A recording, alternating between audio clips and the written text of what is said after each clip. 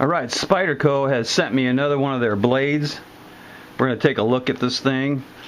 And the label on this thing says Manix 2 Blue Plain. I think it says plain there. It also has GM on it, which means G means July and M means 13, so it was made this year. And it is supposed to be a translucent blue. Well, they also send a lot of literature with this thing. Send a nice little pamphlet, and it gives you warranty information, repair, design inspiration, construction and materials, proper maintenance, sharpening, etc., etc., etc. Nice little pamphlet. Let's take a look at this knife. Like I said, it's translucent blue, and that means that light will pass through it. Translucent, you can see the light passing through this. Translucent does not mean that Lucifer is transferring from Washington to Chicago. He will be there for the next couple years. Let's take a look at this knife.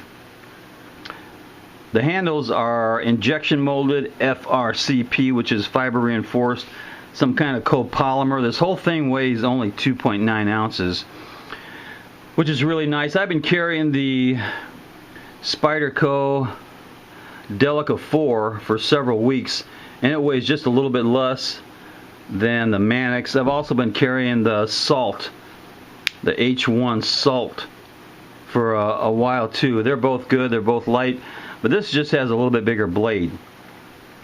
The blade is made of CTS BD1 steel. That means it's going to stay prettier, it's going to have a better look, keep that shine on it, and the blade is probably going to stay sharp a little longer.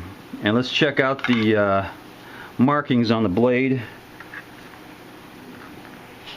Of course, it's got the little Spidey bug on it, 14mm hole, and it says Spyderco CTS BD1 steel. And this is the first one I've had that is made in Golden, Colorado. It's also marked USA Earth.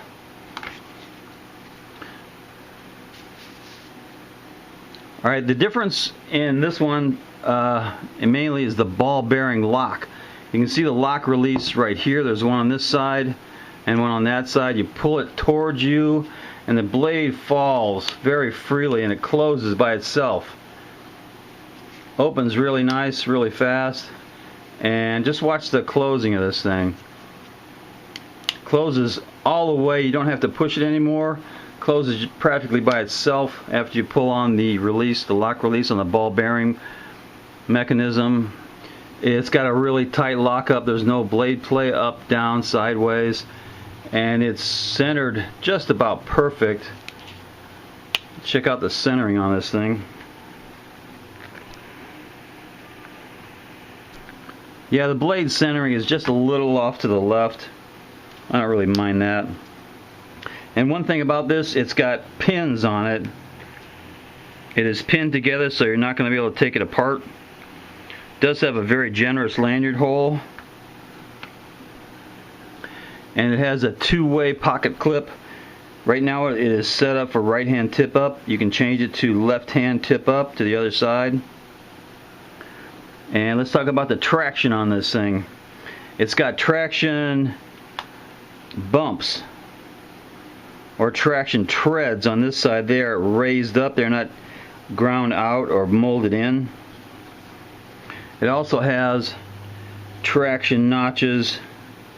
Actually, they're a traction tread back here, and you can see it's a closed design. You can't wash this thing out. You have to use a Q-tip on it. Anyway, it also has some traction notches right here.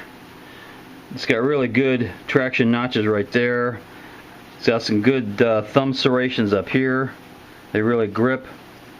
And you can position your hand a little bit back or a little bit forward. Should be a really good working knife. So let's do a little cut test just to see how sharp. It's supposed to be really sharp. I mean, this is supposed to be one of their best sharp blades. So that's the paper. Paper cut test is an A. Let's do a cardboard cut test. Very sharp. Goes through cardboard just like butter. Even goes through the Corona cardboard like butter. So yeah, I'd give it an A+ on sharpness.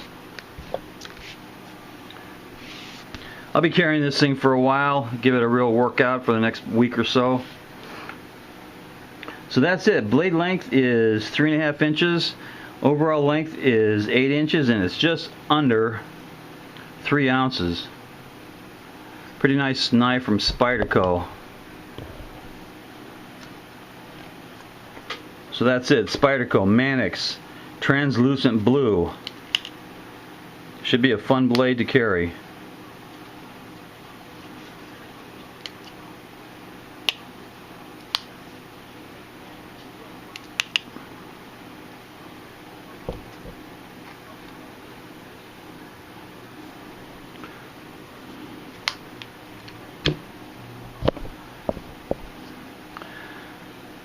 Spyderco Manix, that's the first look. Knuckle bump.